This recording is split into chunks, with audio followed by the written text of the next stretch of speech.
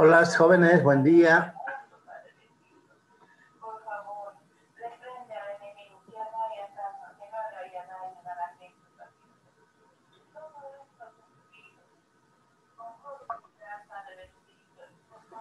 El tema de hoy es desarrollo humano.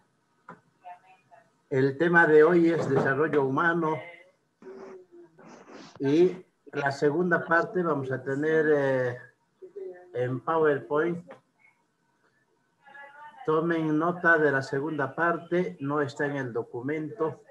De ahí les vamos a hacer las preguntas. Va a haber un examen. Pretest, 10 preguntas. Va a ser preguntas del volumen. Este es el volumen. Este es el volumen. Vamos a tener entonces la segunda parte, un PowerPoint para que puedan ustedes, ¿qué digo? Tomar nota y de ahí vamos a preguntar de todo lo que se hable de la segunda parte. Bueno, comenzamos entonces con paradigmas, ¿no?, actuales del desarrollo humano. Y hace años se ha hablado del desarrollo humano sostenible porque se ha visto que el ser humano como el centro del desarrollo. Saben ustedes que el ser humano ha logrado, no digo dominar, pero controlar tanto algunos animales, también la naturaleza, ¿no? Y también estamos entrando en ese avance espacial, aunque nos descuidamos que en otros países todavía hay mucha pobreza, mucha mortalidad, mucha morbilidad. Y este crecimiento económico como un medio, no como un fin.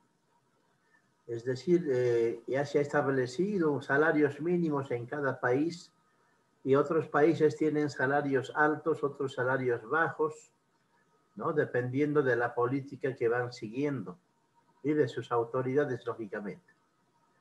Respecta también los sistemas naturales de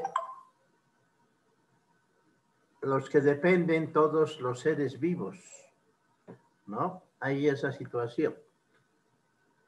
Protege las oportunidades de vida de las generaciones actuales y futuras. Está muy ligada a la seguridad humana. Entonces, decimos que el hombre, ¿no?, de este desarrollo humano sostenible es el centro. El centro. También aborda cuestiones de equidad, favorece a las personas, promueve el empleo, protege la naturaleza o el medio ambiente. Y su prioridad es reducción de la pobreza, promoción del empleo productivo, la integración social, la conservación y regeneración del medio ambiente. En concordancia, este nuevo enfoque del desarrollo también plantea el nuevo paradigma de la salud.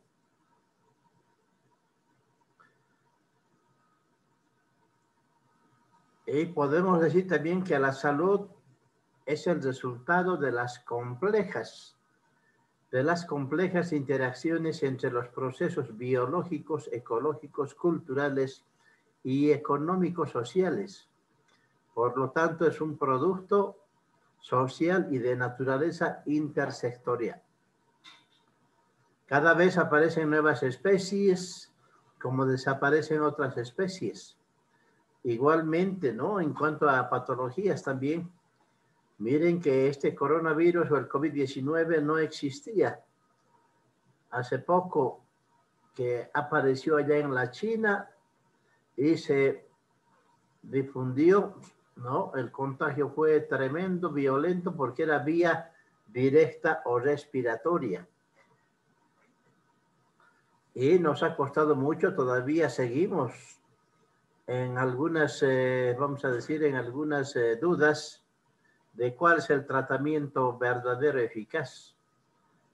Todos los países mandan diferentes bibliografías de un medicamento, de otro medicamento, hasta los tradicionales igualmente, No tenemos con certeza un tratamiento definitivo todavía, ¿no?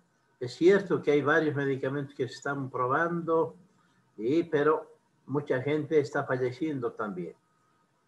Ya no debería haber fallecidos, pero seguimos teniendo fallecidos. Creo que en Brasil nuevamente han estado en cuarentena rígida porque hay más muertos.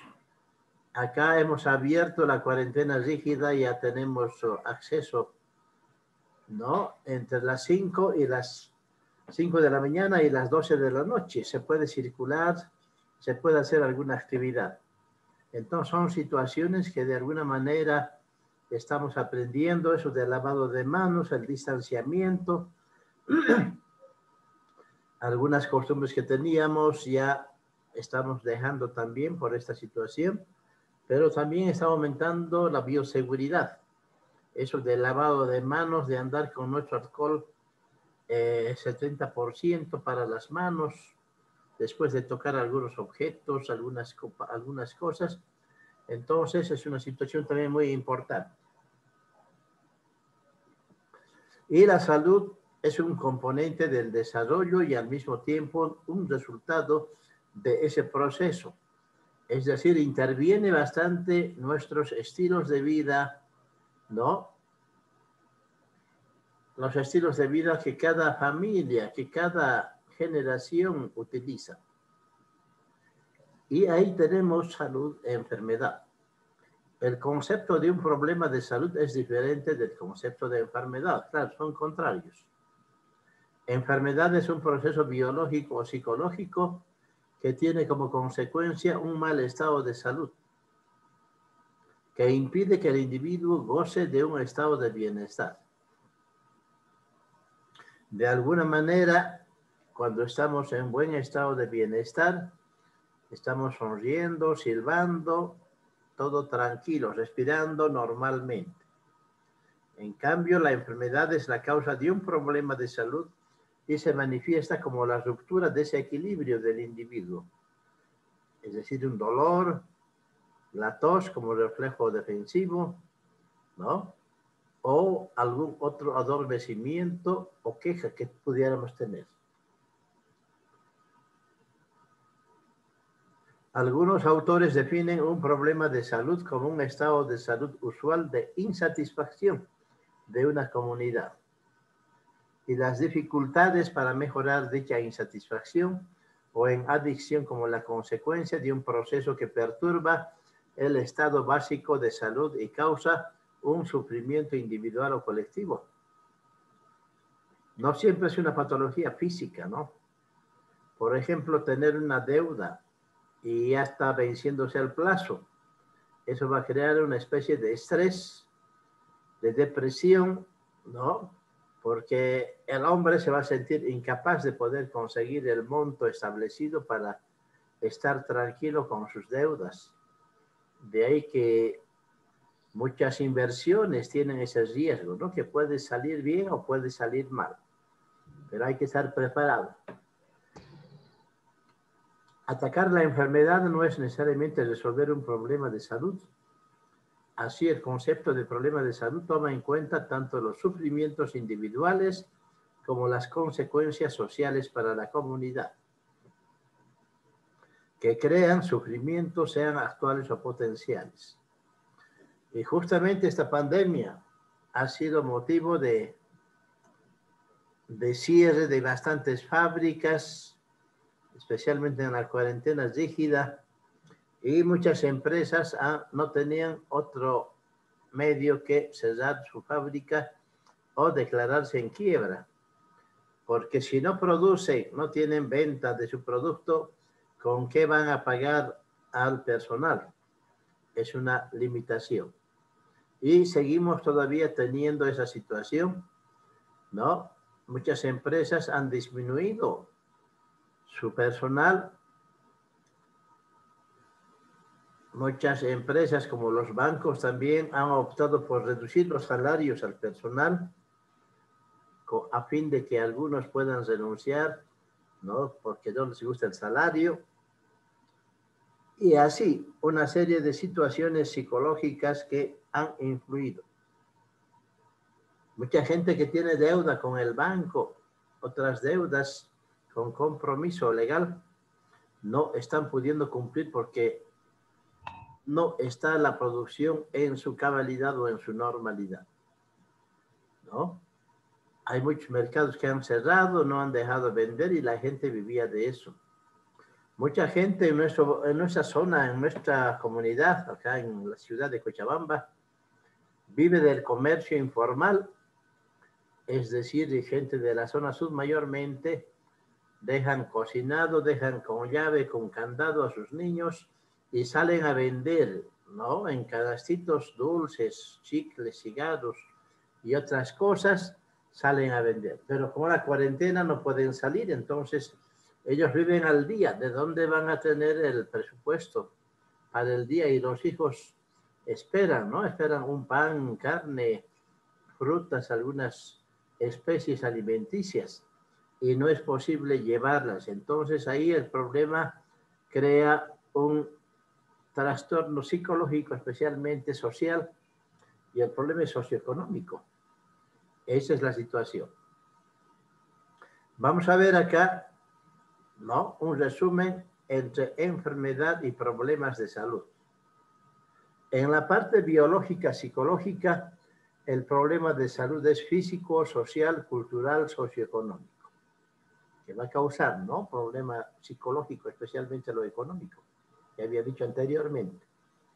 La causa del sufrimiento será pues el sufrimiento en sí mismo, actual o potencial, dependiendo qué tipo de estrés tiene. Si es una deuda grande, una deuda pequeña, ¿no? Entonces hay una situación también igual. La clasificación según el mecanismo fisiopatológico. Acá el problema de salud sería la clasificación según las soluciones a desarrollar. Una enfermedad tendrá tratamiento, ¿no? Muchas patologías ya lo tenemos bien descrito, está en el acervo del Vademecum y tenemos ya, sabemos cuál es el agente etiológico, cuál es la sintomatología, cómo se hace el diagnóstico, cómo se hace el tratamiento y si va a volver a enfermar o no va a volver a enfermar, caso sarampión. Uno enferma con sarampión y nunca más va a tener sarampión porque ya adquirió las defensas, ¿no? Ya tiene las inmunoglobulinas contra el sarampión.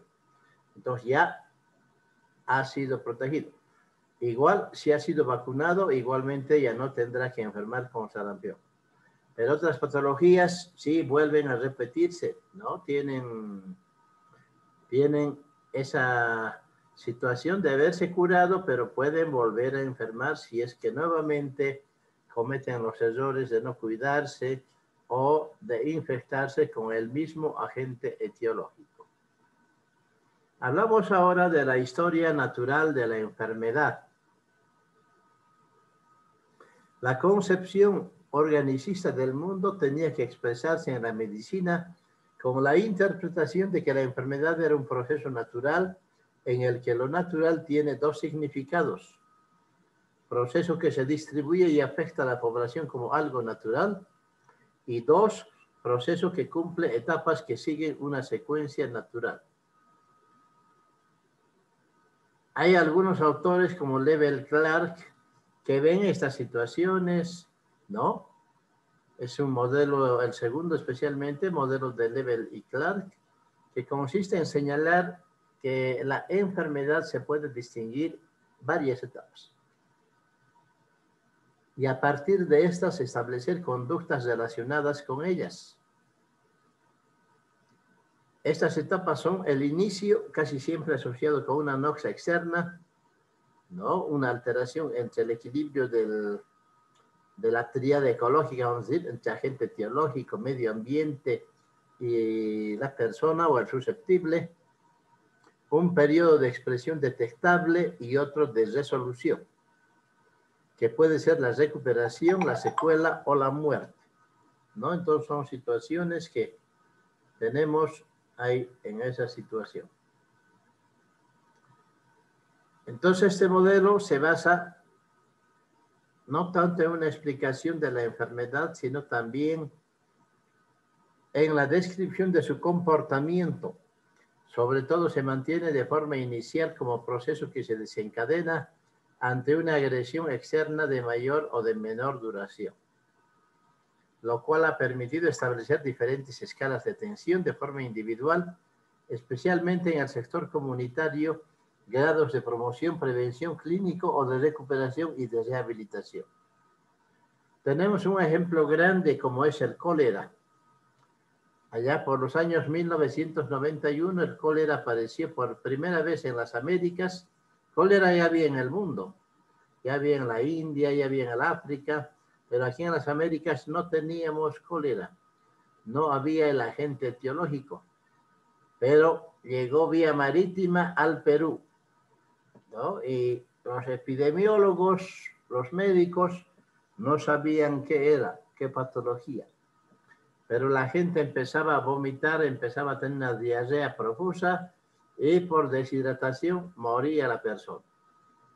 Y murieron 10, murieron 100, murieron 1000, miren, murieron 2000, murieron 3000 personas y la gente muy preocupada, el personal médico, no digo aplazado, pero no podían controlar y tuvieron que recurrir a las instancias internacionales como es la OPS, la OMS, que vinieron 30 expertos del CDC de Atlanta, acá lógicamente de diferentes países, son gente de nuestros países también que van visitando otros países y ganando experiencia. Y vinieron 30, ¿no? Lógicamente con toda la bioseguridad tipo astronautas, llegaron al Perú, tenían miedo ellos también porque nadie sabía cuál era el agente etiológico, nadie sabía cómo se transmitía, ¿no? Solo sabían que la gente empezaba a morir por deshidratación.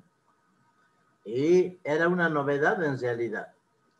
Y lo cierto es de que los 30 entraron a un hospital y la gente deshidratada, otros ya muertos, tremenda la situación. Y 29 de los expertos aplazados no sabían qué era ni qué podían recomendar. Gracias a Dios, uno de ellos había estado alguna vez en la India. Y en la India el cólera ya era una cosa normal. Y él dijo, no, por la diarrea color blanquecina, vómitos color blanquecino a chorro, profusas, ¿no? Y él dijo, no será cólera. Y investigaron al agente etiológico y encontraron, ¿no? El Vibrio cholerae. Encontraron y gracias a él se descubrió que era cólera. Y empezaron a traer toda la bibliografía de la India, ¿no? Había ya material, sabían cuál era el agente, sabían cuál era el tratamiento. De inicio había sido antibiótico, ¿no? Antibiótico. Y mucha rehidratación al paciente. Y empezaron a tratar, ¿no? Y la gente empezó a curar, a sanar, ya no estaban muriendo. Con la rehidratación, sueros a veces por los 4 miembros, ¿no? Suero a chorro para la descompensación, ¿no? Y ya tenían el medicamento. ¿Y quién había sido el transmisor? La mosca, lamentablemente. La mosca. Hay anécdotas, ¿no? Argentina pagó a Bolivia $3 millones para que no dejen entrar ningún peruano a Bolivia y no pase la enfermedad a la Argentina. Y como el gobierno boliviano siempre necesita dinero, aceptó la oferta y cerró las fronteras a los peruanos. No dejó entrar ningún peruano, pero igualito la enfermedad pasó a Bolivia porque la mosca es la que transmitió acá en Bolivia y la mosca no tiene fronteras, ¿verdad? Hay esa situación. De esa manera es de que se logró controlar No, el medicamento de primera elección era la doxiciclina y todos a tomar el medicamento acá en Bolivia, inclusive los médicos, ¿no? Como profiláctico, cada día una tableta. Pero después nos enteramos que cualquier antibiótico de amplio espectro era la solución. O sea, la ampicilina, ¿no? Cualquier otro medicamento de amplio espectro era la solución. La amoxicilina, no siempre la doxiciclina, ¿no? Era la amoxicilina y otros también. De esa manera se logró controlar y ahora pasó a ser un recuerdo esas primeras épocas, pero ya sabemos el comportamiento y la forma de combatir la patología. Cada que empiezan las lluvias, hay casos todavía de cólera, ¿no? 1, 2, 5 casos, pero ya no con esa intensidad de antes, una epidemia, no. Entonces ya sabemos cómo controlar, basta las características de la sintomatología, el tratamiento, la deshidratación y paciente curado. Bueno, es así como ahora el COVID-19 se está viendo, hay muchas formas de tratar, pero no se tiene exactamente un medicamento de elección, ¿no? No se tiene un tratamiento de elección para poder salvar vidas. Todavía siguen muriendo en diferentes lugares porque se hacen varias intervenciones, varios protocolos, pero siguen falleciendo personas. No hay cómo evitar. Eso es porque todavía no tenemos un medicamento de primera elección a una sintomatología o preventivo, no lo tenemos. Aunque ya salió la vacuna y la vacuna igual, por comentarios, solo dura 6 meses, ¿no? Y hay que hacerse vacunar 2 veces, una la primera y otra a los 21 días. Y hay diferentes vacunas de varios países que están a la venta y que están circulando por el mercado, ¿no? Están circulando por el mercado. Mucha gente viajó a Estados Unidos para hacerse vacunar, no importa el costo, pero querían estar sanos, ¿no? Entonces hay ese tipo de situaciones también que el factor económico de alguna manera va a favorecer a algunas personas. Triada ecológica, los que estábamos hablando anteriormente, ¿no? Desde el punto de vista que interesa la epidemiología, el medio ambiente contiene ciertos elementos o factores denominados ecológicos, que tienen una enorme importancia ya que de sus interrelaciones y de su equilibrio más o menos armónico dependerá la salud de la desviación hacia la inadaptación, la enfermedad. Son 3 elementos o factores ecológicos que intervienen en la enfermedad. Estos tienen que estar presentes, interrelacionarse e interactuar para que se produzca el desequilibrio dinámico que representa el proceso patológico, o sea, son imprescindibles y necesarios para que surja la enfermedad transmisible. Debido a esta condición reciben el nombre de factores primarios o primordiales, ya que sin su presencia la enfermedad no se produce. Es decir, si falta alguno de estos 3 factores, no hay patología. Estos factores primordiales, primarios o fundamentales son el agente causal, agente etiológico, la vía de transmisión o el medio ambiente por donde se va a transmitir el parásito, el virus o la bacteria, el microorganismo, y el huésped susceptible, el animal o persona susceptible que puede enfermar esa patología. Y es así como tenemos en este esquema el medio ambiente, el agente causal y el huésped susceptible. Están en un equilibrio. Un desequilibrio de cualquiera de estos es patología. Por ejemplo, el medio ambiente. Si va a hacer mucho frío, ¿no? El agente causal va a ser el virus del resfriado, por ejemplo. y el huésped susceptible va a sufrir estas consecuencias, ¿no? Un resfriado común. Es simple, pero por cambio del clima. Épocas de calor aumentan los parásitos, igualmente parasitosis, ¿no? Igualmente, varios círculos de microorganismos. El sociosistema o ecosistema donde se encuentra el hombre, coexisten elementos para que pueda sufrir de alguna manera alguna patología. Tenemos acá en Bolivia mismo 3 nichos ecológicos: el altiplano, los valles y los llanos. El altiplano sobre los 3.500 metros sobre el nivel del mar, San Potosí, Oruro y La Paz. Los valles, Cochabamba, Chuquisaca, Tarija, con sus características.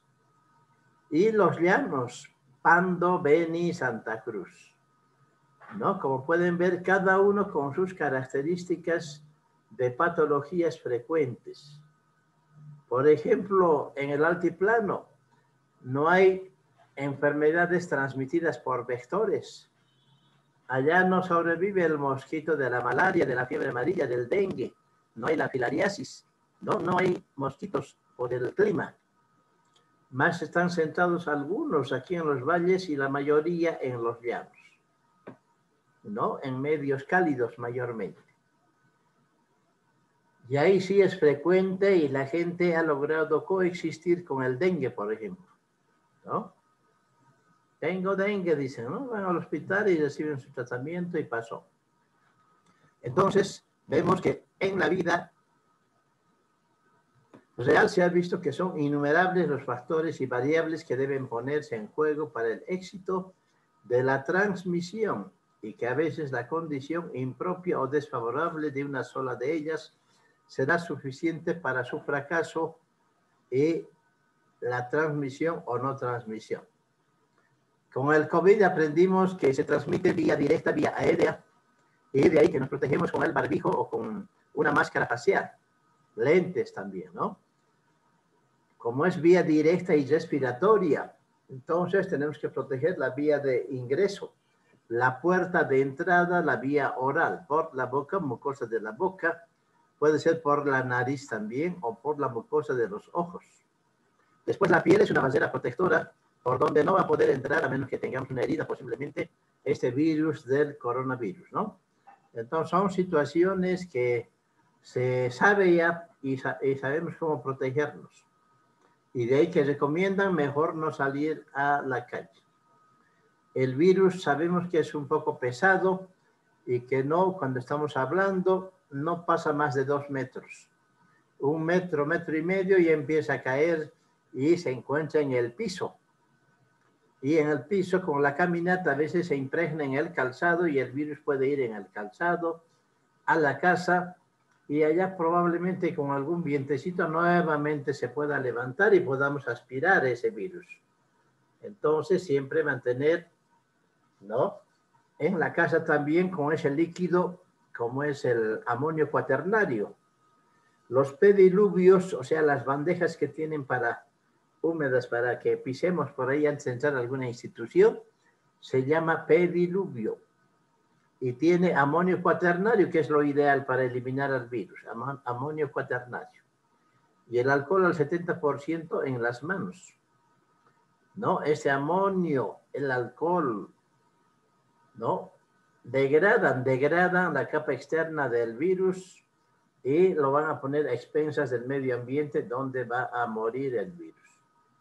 De ahí que el jabón, dicen, ¿no? El jabón destroza grasa y realmente es lípido, proteína, lípido es la barrera de cualquier bacteria, ¿no? Entonces estaríamos eliminando su barrera protectora, que es los lípidos, las grasas, y si descomponemos esa grasa quedará a expensas del medio ambiente. Entonces, de esa manera el virus va a morir, ¿no? Entonces sabemos por lo menos esa situación. Pero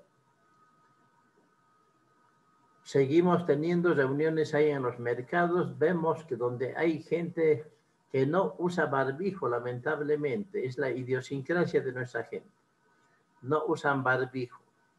Y otros usan barbijo, ¿no? Entonces hay una de esas situaciones también. Y de esa manera podemos lograr evitar la transmisión.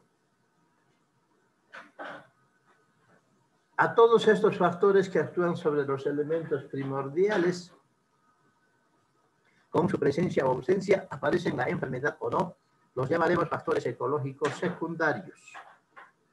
Y es así como tenemos acá la tríada ecológica con factores secundarios que mediante el agente causal, medio ambiente, huésped susceptible, intervienen para que haya o no patología. En el agente causal será importante la cantidad del virus o del microorganismo, la virulencia de este mismo, la infectividad, la invasividad, la toxigenicidad, la patogenicidad, la antigenicidad, el reservorio, la resistencia, las características individuales y la experiencia con sustancias nocivas.